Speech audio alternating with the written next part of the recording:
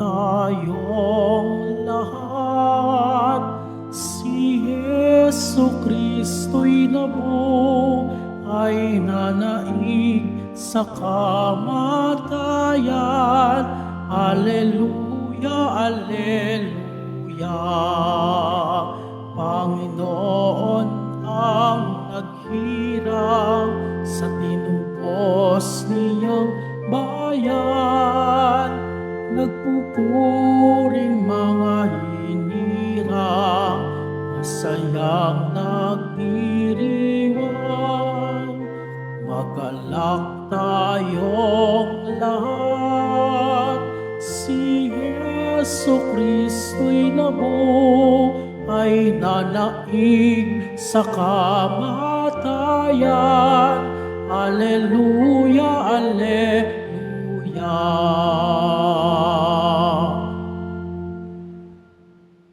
Sa ngalan ng Ama at ng Anak at ng Espiritu Santo, Amen. ang pagpapala ng ating Panginoong Hesukristo, ang pag-ibig ng Diyos Ama, at ang pakikipagkaisa ng Espiritu Santo, naway sumainyong lahat. At sumaiyo rin. Panginoong Jesus, sa aming katamaran, Panginoon, kaawaan mo kami. Panginoon, kaawaan mo kami. Sa aming mga pagsisinungaling, Kristo, kaawaan mo kami. Kristo, kaawaan mo kami. Sa katigasan ng aming mga puso, Panginoon, kaawaan mo kami.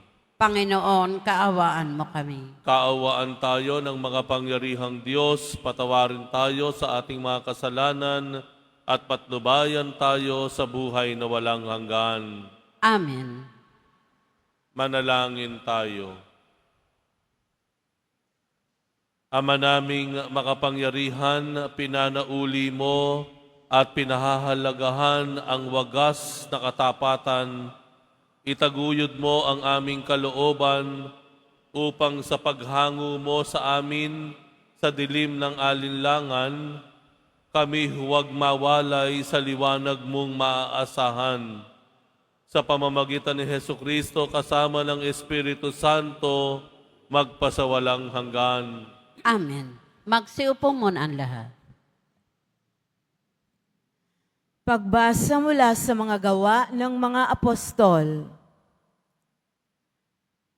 Noong mga araw na iyon, may ilang taong dumating sa Antioquia mula sa Judea at itinuro sa mga kapatid ang ganito: kapag hindi kayo nagpatuli ayon sa kautusan ni Moises, hindi kayo maliligtas. Tinutulan ito ni na Pablo at Bernabe at naging mainitan ang kanilang pagtatalo tungkol dito. Kaya't napagkaisahang papuntahin sa Jerusalem sina Pablo at Bernabe at ang ilan pang kapatid sa Antioquia upang makipagkita sa mga apostol at sa matatanda tungkol sa suliraning ito. Sinugo nga sila sa simbahan at pagdaan nila sa Phoenicia at Samaria, ibinalita nila ang pagkahikayat sa mga hentil. Ito'y labis na ikinagalak ng mga kapatid.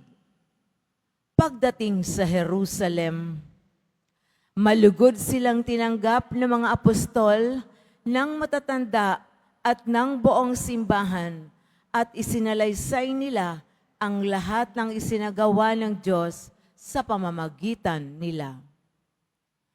Ngunit tumindig ang ilang mananampalatayang kabilang sa pangkat ng mga Pariseo at ang sabi nila, kailangang tuliin ang mga hentil na sumasampalataya at utusang tumupad sa kautusan ni Moises. Nagpulong ang mga apostol at ang matatanda upang pag-aralan ang suliraning ito. Ang salita ng Diyos. Salamat sa Diyos. Masaya tayong papasok sa tahanan ng poong Diyos. Masaya tayong papasok sa tahanan ng poong Diyos. Ako ay nagalak sa sabing ganito, sa bahay ng poon ay pumasok tayo. Sama-sama kaming matapos sapitin ang pintuang lungsod nitong Jerusalem. Masaya tayong papasok sa tahanan ng poong Diyos. Yaong Jerusalem, kay ganda ng anyo, maganda ang ayos ng muling matayo. Dito umaahon ang lahat ng angkan, lipi ni Israel upang magsambahan.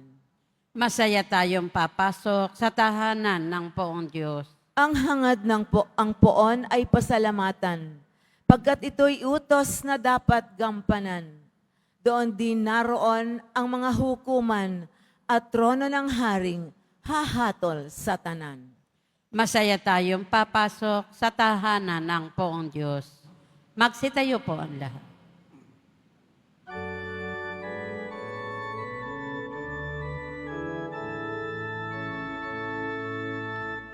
Hallelujah,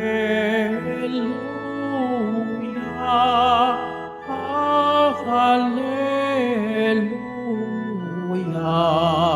hallelujah,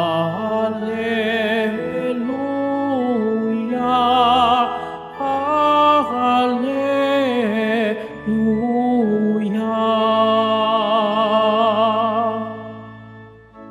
Sa poon ay manatili, siya'y sa atin lalagi, mamungang maluwalhati. Hallelujah,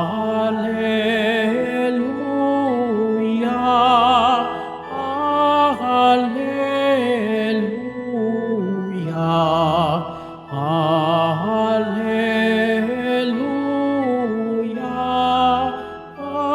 hallelujah.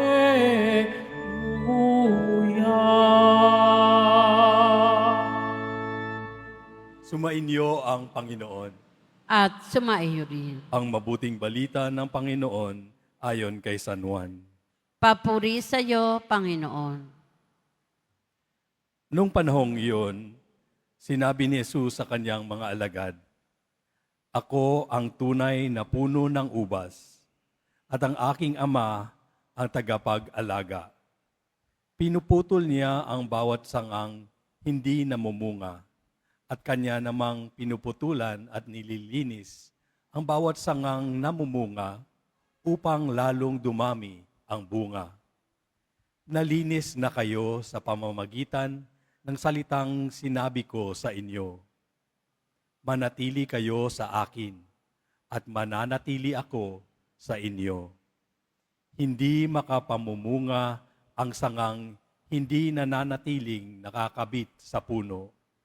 Gayon din naman, hindi kayo makapamumunga kung hindi kayo mananatili sa akin. Ako ang puno ng ubas. Kayo ang mga sanga. Ang nanatili sa akin at ako sa kanya ang siyang namumunga ng sagana. Sapagkat wala kayong magagawa kung kayo'y hiwalay sa akin. Ang hindi nananatili sa akin ay itatapon at matutuyo gaya ng sanga. Ang gayong mga sanga ay titipunin at susunugin. Kung nananatili kayo sa akin at nananatili sa inyo ang salita ko, hingin ninyo ang inyong maibigan at ipagkakaloob sa inyo. Napararangalan ang Ama kung kayo'y namumunga ng sagana, at sa gayo'y napatutunayang mga alagad ko kayo. Ang mabuting balita ng Panginoon. Pinupuri ka namin, Panginoong Heso Kristo. Magsiupo muna ang lahat.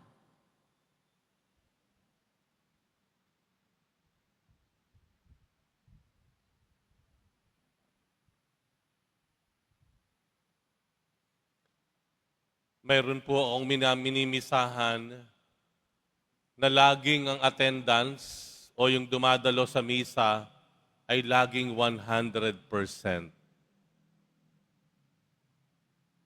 Ganun po ba sa inyo?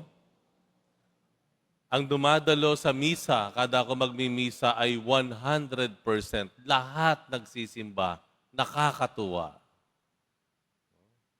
Sabi kasi nung iba, sa mga parokya, mga 15% lang, 10 to 15% lang ang nagsisimba pag araw ng linggo. Pero ito po, kahit ordinaryong araw, 100% ang nagsisimba. Tanungin niyo ako kung saan. Sa City Jail po.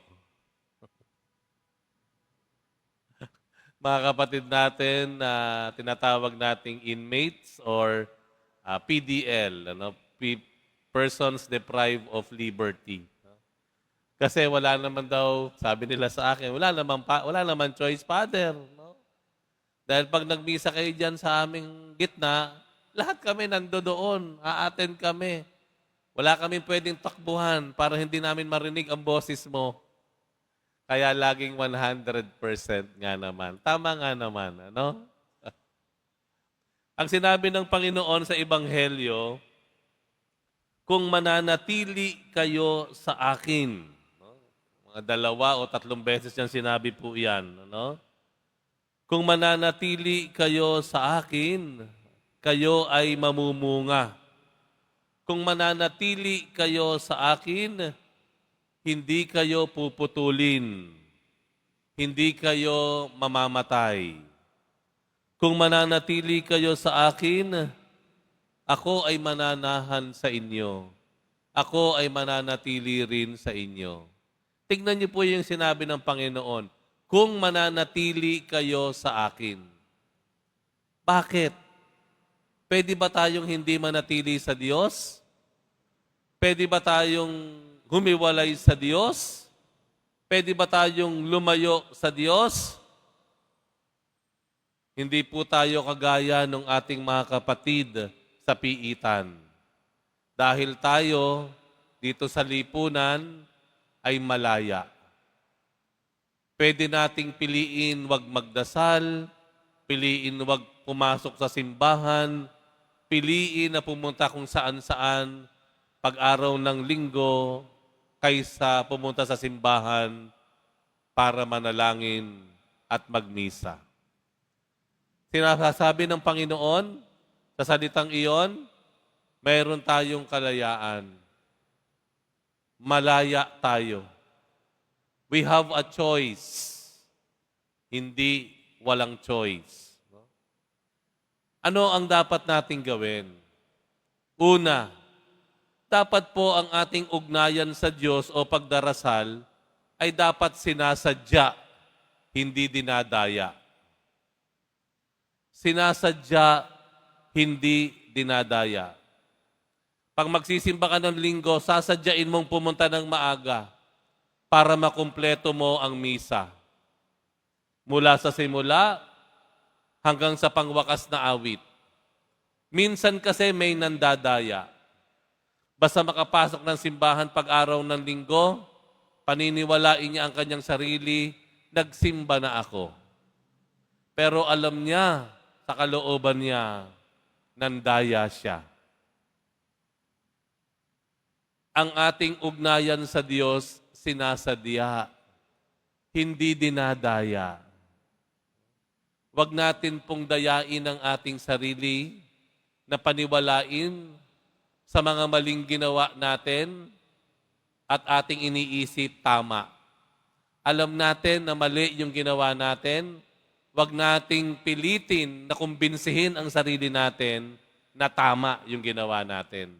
Dahil sa mata ng Diyos, alam naman niya ang buong katotohanan. Ang ating ugnayan sa Diyos, sinasadya, hindi dinadaya. Ang ating ugnayan sa Diyos, hindi lamang kung kailan may oras. Kailangan hahanapan ng oras. Minsan ganun po tayo. Pag may oras, sige. O kapag may extra time pa, sige. Magdadasal tayo sa bahay ng rosaryo, sige kapag dumating na ang lahat. Sige kapag natapos tayo ng maaga. Sige, pag natapos ng maaga si Batang Quiapo sa panonood natin, saka tayo magro-rosaryo.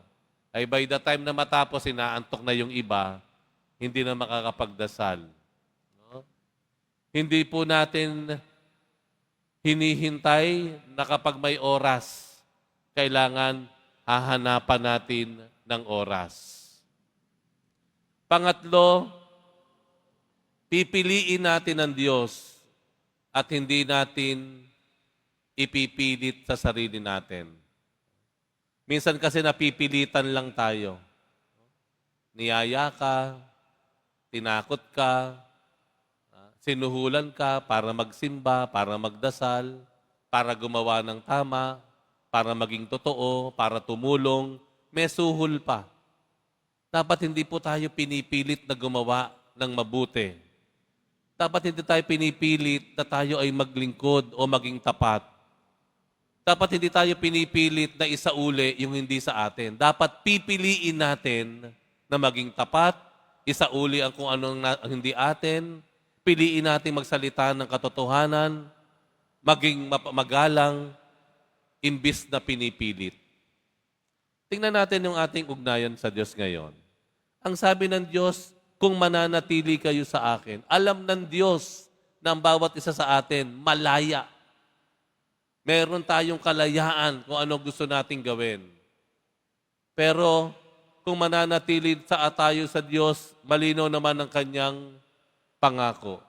Na siya ay mananatili din sa atin, na tayo ay mabubuhay, na tayo ay mamumunga, at tayo ay maliligtas. Papaano natin pananatilihin ang ating sarili sa Diyos? Kagaya ng nabanggit po natin, sasadyain natin, hindi natin dadayain. Ang gagawin natin, pipiliin natin ang Diyos at hindi pipilitin tayo. Yaan ang ilan sa habilin ng Diyos sa atin. Hahanapan natin ng oras para tayo ay lumago sa ating ugnayan sa Kanya, mapalapit sa Kanya. Sasadyain, hahanapan, at pipiliin ang Diyos. Magsitayo po ang lahat.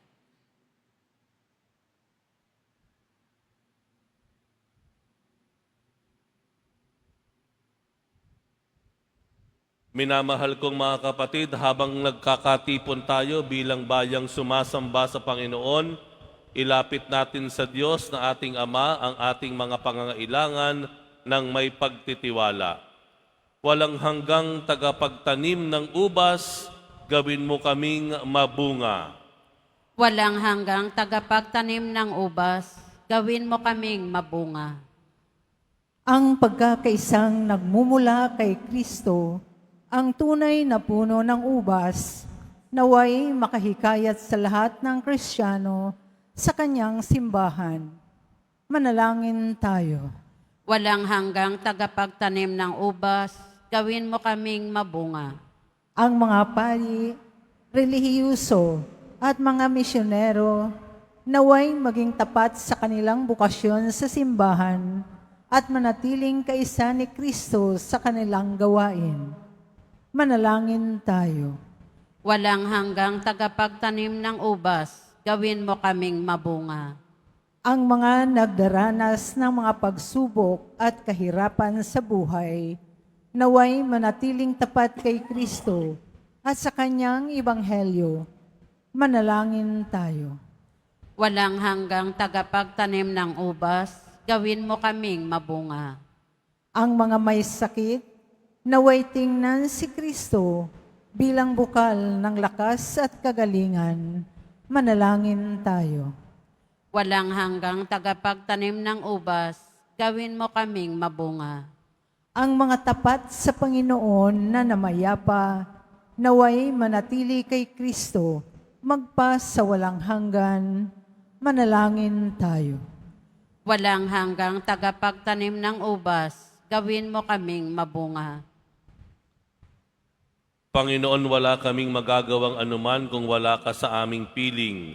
Dinggin mo ang aming mga panalangin at panatilihin mo kami sa iyong pag-ibig. Hinihiling namin ito sa pamamagitan ni Kristong aming Panginoon. Amen. Magsiupo muna ang lahat.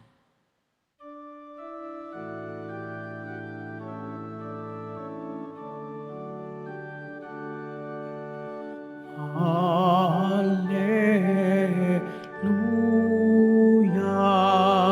hallelujah,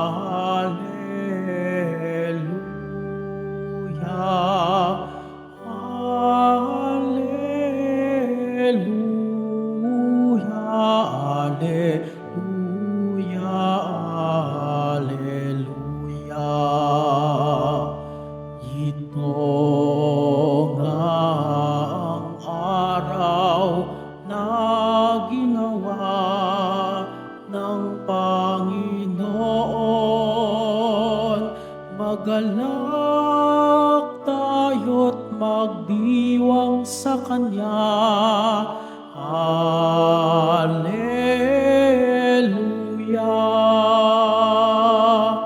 Hallelujah.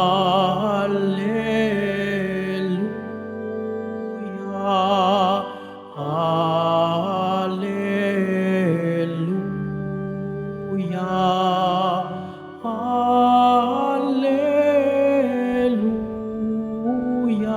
Hallelujah.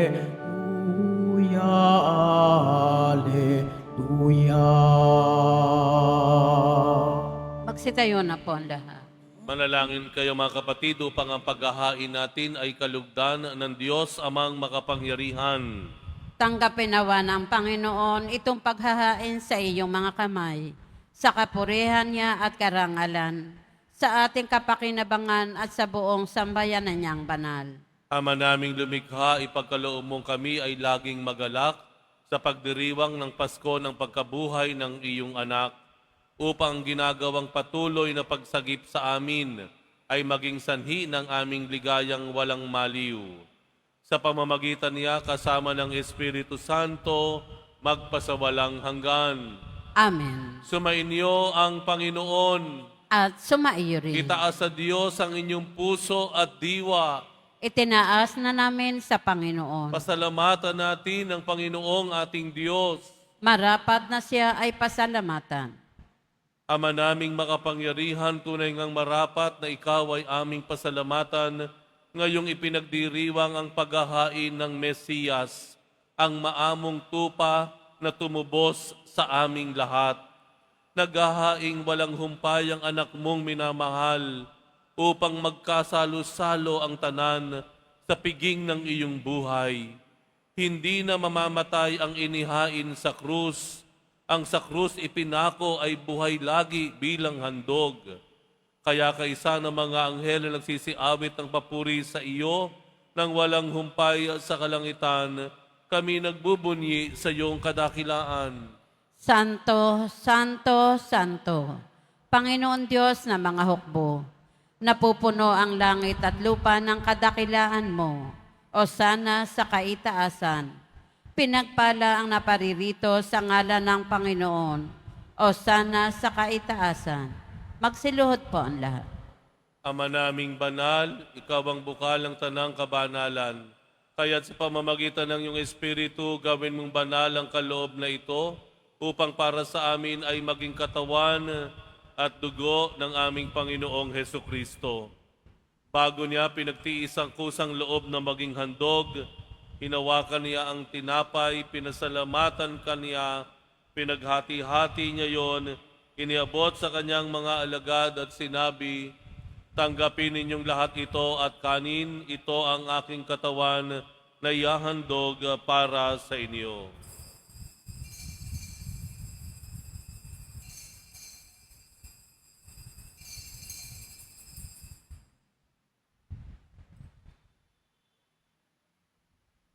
Gayon din naman nung matapos ang hapunan, hinawakan niya ang kalis, muli kaniyang pinasalamatan, iniabot niya ang kalis sa kanyang mga alagad at sinabi, "Tanggapin ninyong lahat ito at inumin, ito ang kalis ng aking dugo ng bago at walang hanggang tipan, ang aking dugo na ibubuhos para sa inyo at para sa lahat sa ikapagpapatawad ng mga kasalanan.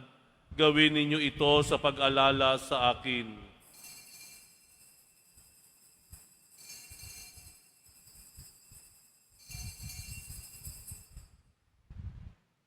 Tumayo na po ang lahat. Ipagbunyi natin ang misteryo ng pananampalataya. Si Kristo'y namatay, si Kristo'y nabuhay, si Kristo'y babalik sa wakas ng panahon. Ama, ginagawa namin ngayon ang pag-alala sa pagkamatay at muling pagkabuhay ng iyong anak, kaya't iniaalay namin sa iyo ang tinapay na nagbibigay buhay at ang kalis na nagkakaloob ng kaligtasan. Kami nagpapasalamat dahil kami iyong minarapat na tumayo sa harap mo para maglingkod sa iyo. Isinasamo namin kaming magsasalo-salo sa katawan at dugo ni Kristo ay mabuklod sa pagkakaisa sa pamamagitan ng Espiritu Santo. Amalingapin mo ang iyong simbahang laganap sa buong daigdig. Puspusin mo kami sa pag-ibig, kaisa ni Leon na aming Papa at ni Jose na aming obispo at ang tanang kaparian. Alalahanin mo rin ang mga kapatid naming nahimlay na may pag-asang sila'y muling mabubuhay, gayon din ang lahat ng mga pumanaw. Kaawaan mo sila at patuloyin sa iyong kaliwanagan. Kaawaan mo at pagindapatin kaming lahat na makasalo sa iyong buhay na walang wakas, kaisa na mahal na Birheng Maria na Ina ng Diyos, ng kabiyak ng puso niyang si San Jose, kaisa ng mga apostol, ni San Juan Bautista at ng lahat ng mga banal na namuhay dito sa daigdig ng kalugod-lugod sa iyo, maipagdiwang nawa namin ang pagpupuri sa ikararangal mo sa pamamagitan ng iyong anak na aming Panginoong Hesukristo. Sa pamamagitan ni Kristo kasama niya at sa Kanya, ang lahat ng parangal at papuri ay sa iyo, Diyos amang makapangyarihan, kasama ng Espiritu Santo, magpasawalang hanggan. Amen. Maging sino pa man tayo, ano pa man ang ating nakaraan, ano pa man ang ating kalagayan, tayo pa rin po ay pinipili at inaangkin ng Diyos bilang Kanyang mga anak. Kung kaya't bilang magkakapatid, tumawag tayo sa ating nagmamahal na Ama sa Langit. Ama namin, sumasalangit ka, sambahin ang ngalan mo. Mapasa amin ang kaharian mo, sundin ang loob mo dito sa lupa para nan sa langit. Bigyan mo kami ngayon ng aming kakanin sa araw-araw at patawarin mo kami sa aming mga sala para ng pagpapatawad namin sa nagkakasala sa amin. At huwag mo kaming ipahintulot sa tukso at iadya mo kami sa lahat ng masama. Hinihiling namin kami iadya sa lahat ng masama, pagkalooban ng kapayapaan araw-araw, iligtas sa kasalanan at ilayo sa lahat ng kapahamakan, samantalang aming pinananabikan ang dakilang araw ng pagpapahayag ng tagapagligtas naming si Hesukristo. Sapagkat iyo ang kaharian at ang kapangyarihan at ang kapurihan magpakailanman. Amen. Panginoong Hesukristo, sinabi mo sa iyong mga apostol, kapayapaan ang iniiwan ko sa inyo, ang aking kapayapaan ang ibinibigay ko sa inyo. Tunghayan mo ang aming pananampalataya at huwag ang aming pagkakasala. Pagkalooban mo kami ng kapayapaan at pagkakaisa, ayon sa iyong kalooban, kasama ng Espiritu Santo, magpasawalang hanggan. Amen. Ang kapayapaan ng Panginoon ay laging sumainyo. At sumaiyo rin. Magbigayan kayo ng kapayapaan sa isa't isa. Kordero ng Diyos na nag-aalis ng mga kasalanan ng sanlibutan, maawa ka sa amin. Kordero ng Diyos na nag-aalis ng mga kasalanan ng sanlibutan, maawa ka sa amin. Kordero ng Diyos na nag-aalis ng mga kasalanan ng sanlibutan, ipagkaloob mo sa amin ang kapayapaan. Magsiluhod po ang lahat.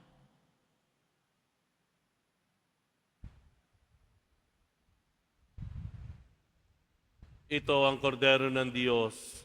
Ito ang nag-aalis ng kasalanan ng sanlibutan, mapalad ang mga inaanyayahan sa kanyang piging. Panginoon, hindi ako karapat-dapat na magpatuloy sa iyo, ngunit sa isang salita mo lamang ay gagaling na ako.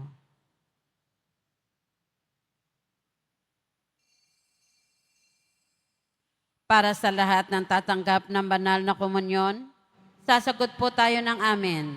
Pagkasabi ng pari o ng lay minister ng katawan ni Kristo. At isubo agad sa bibig bago umalis sa harapan ng pari o lay minister. Sumunod po tayo.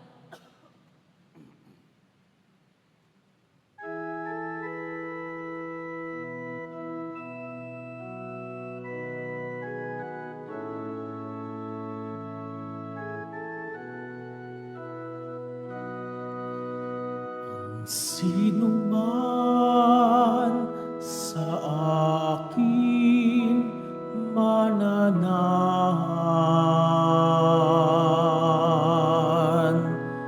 mananahan din ako sa Kanya.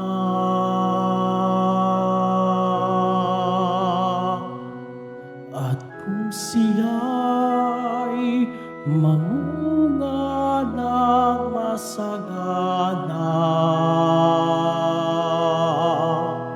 siya sa ama'y nagbigay ng karangalan.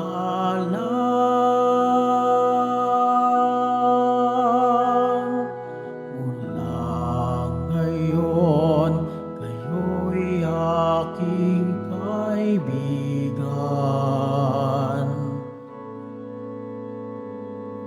Hinango sa dilim at kababaan,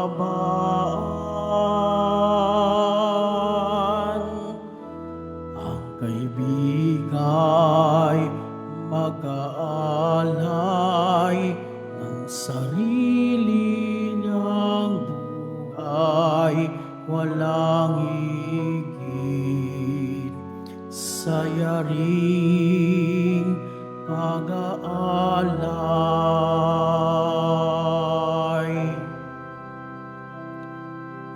Mula ngayon, kayo'y aking kaibigan.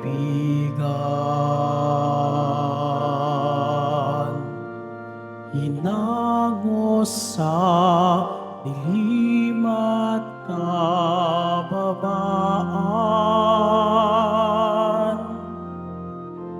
ang kaibigay mag-aalay ng sarili niyang buhay, walang higit sa yaring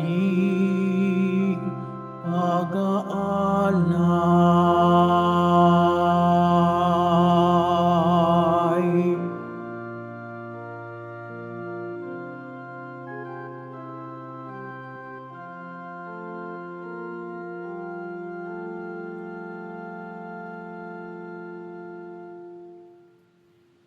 Mga kadiboto, mabibili pa rin po sa ating parish office ang Nazareno Images, Nazareno Medallion at ang Nazareno Novena and Prayer Booklet in English or Tagalog.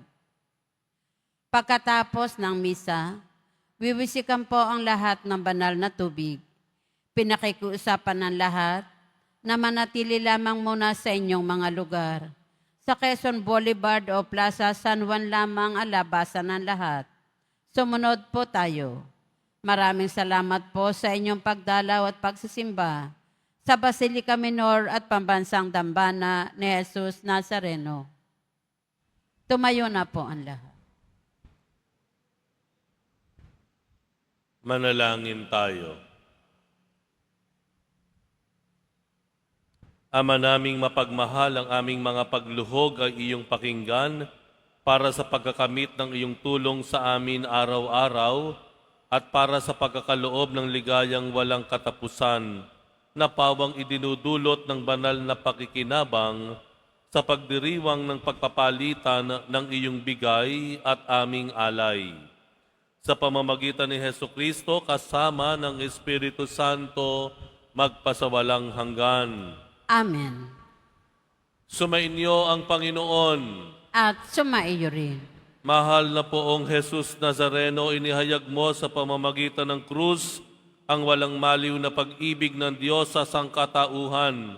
Pakinggan mo ang kahilingan lalo na para sa mga nangangailangan ng iyong tulong at awa. Makamtan nawa namin ang iyong kasagutan na may utang na loob na tinatanaw. Basbasan din po ninyo itong mga imahen at dasalan upang lalo kaming manalangin at magtiwala. Sa pamamagitan ng bendisyon na ito, naway lalo kaming maging mapaglingkod, masunurin at tapat sa iyo na aming maluwalhating Panginoon magpasawalang hanggan. Amen. At pagpalain kayong lahat ng makapangyarihang Diyos, Ama at Anak at Espiritu Santo. Amen. Humayo kayong taglay ang kapayapaan ng Pong Jesus Nazareno. Salamat sa Diyos.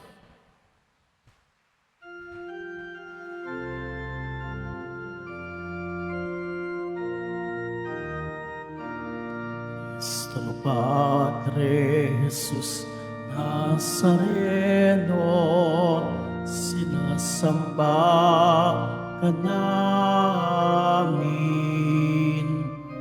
pinipintuho ka namin, aral mo ang aming buhay at kaligtasan.